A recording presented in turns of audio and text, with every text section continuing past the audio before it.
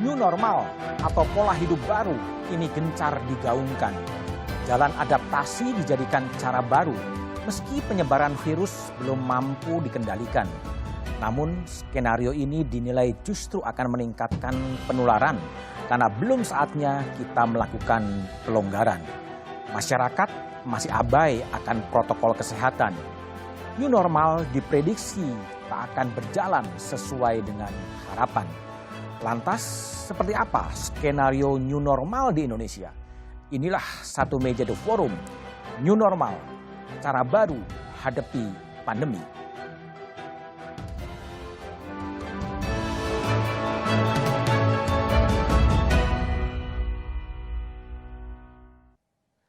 Krisis pandemi COVID-19 menyadarkan kita semua tentang adanya sosok yang hilang. Sosok yang seimbang antara wacana dan kerja. Itulah wakil presiden yang pernah mendampingi Presiden Susilo Bambang Yudhoyono dan Presiden Joko Widodo.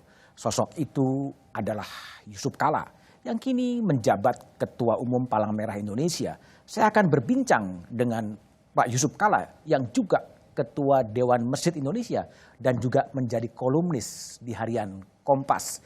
Selamat malam Pak Yusuf Kala. Selamat malam, Rabot. Ya, kabar baik Pak. Banyak rindu dengan Bapak.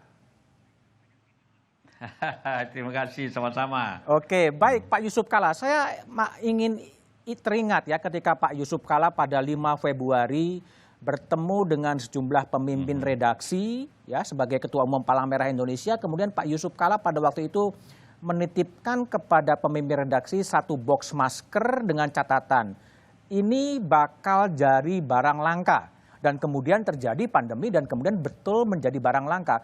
Jadi Pak Yusuf Kala sudah melihat pada 5 Februari bahwa kali ini menjadi pandemi Pak ya? Ya, setelah membaca dan mengamati apa yang terjadi waktu itu cuma di Cina kan, di Wuhan.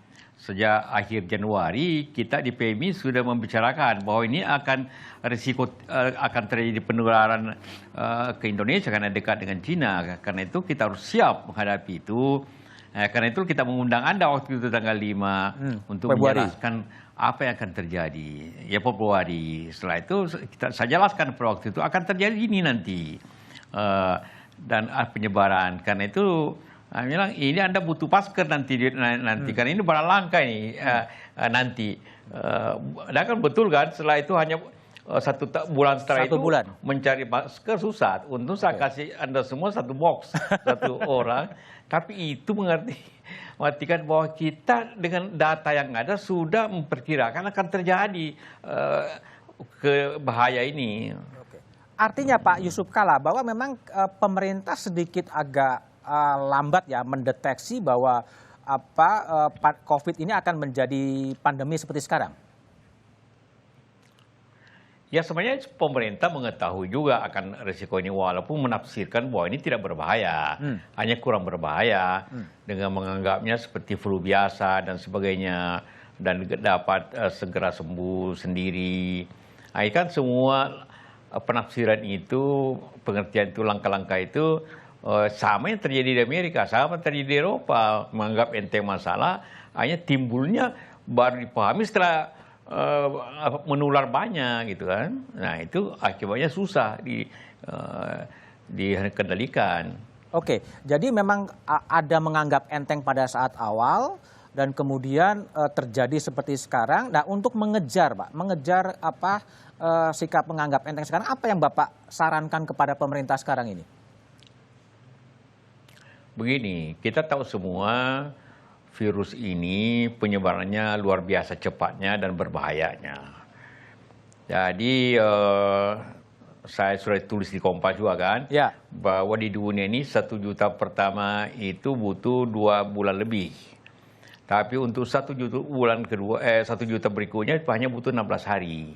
1 bulan berikutnya, 1 juta berikutnya hanya butuh 9 hari. Dan seterusnya seperti itu. Di Indonesia juga 10.000 yang pertama 2,5 bulan, mulai Maret. Tapi ini 10.000 yang kedua nanti yang akan terjadi lusa, ya, itu hanya butuh 22 hari. Nah, begitu cepatnya penyebaran ini karena dari ukur, berarti ini sangat berbahaya. Dan jangan lupa di Indonesia, dari 100% orang yang dites, 10% positif. Dari 10% positif itu 7 yang meninggal. Itu jangan lupa itu. Begitu resiko tinggi yang terjadi, akan terjadi seperti ini. Jadi kalau menurut artikelnya Pak JK itu kan ada segitiga ya. Bertahan, orang itu tidak keluar rumah, menyerang dengan membersihkan kota dengan disinfektan, dan kemudian garda belakang itu adalah tenaga kesehatan yang harus diperhatikan. Apakah kemudian kebijakan pemerintah sekarang sudah sesuai dengan bayangan Pak JK yang artikelnya dimuat di Kompas? Ya, prioritas pertama justru yang terjadi di pengobatan. Nah, jadi kita sibuk dengan segala macam cara. Itu penting memang, sangat berjasa itu para dokter kita. Tapi sebenarnya untuk mengurangi beban dokter rumah sakit, maka di depan yang harus lebih aktif, yaitu masyarakat sendiri harus disiplin, harus taat aturan, harus cuci tangan, harus jaga jarak. Yang kedua, kita juga, pemerintah dan juga seperti PMI, harus siap dan cepat untuk mengambil gerakan sterilisasi kota. Karena virus kita ketahuan ada di mana. Jadi harus ada kota disterilisasi secara terus-menerus untuk mencegah penularan yang lebih luas lagi. Itu baru ada keseimbangan yang terjadi.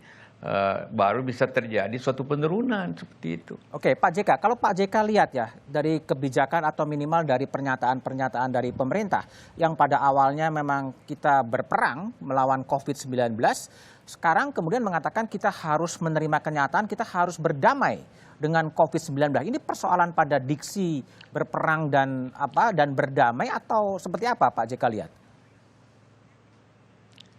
Ya, kita tidak ada pilihan selain berperang kan, seperti dikatakan oleh Bapak Presiden dulu. Tapi ada kenyataan juga bahwa ini upaya kita memang bisa keras, tetapi virus ini tidak bisa kita taklukkan segera.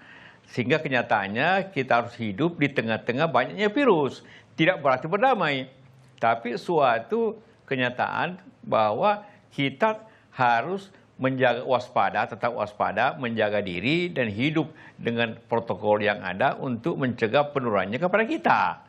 Jadi tidak berarti berdamai. Kalau kata damai itu berarti terjadi pembiaran. Itu tidak berbahaya apabila berdamai dalam artian bahwa kita tidak berbahaya lagi. Kalau damai kan berarti tidak perang lagi, tidak berbahaya lagi kan. Nah, itu suatu situasi nanti rakyat salah pengertian. Kalau salah pengertian bisa berbahaya untuk masyarakat. Jadi ada kekeliruan diksi yang dipilih oleh pemerintah ketika ingin menjelaskan harus adaptasi dengan situasi yang baru dengan kata damai ya Pak ya? Adaptasi ya, artinya tetap kepada pola. Kalau dulu kita pergi di kantor, kemudian ramai-ramai pakai masker, orang bingung, ada apa nih?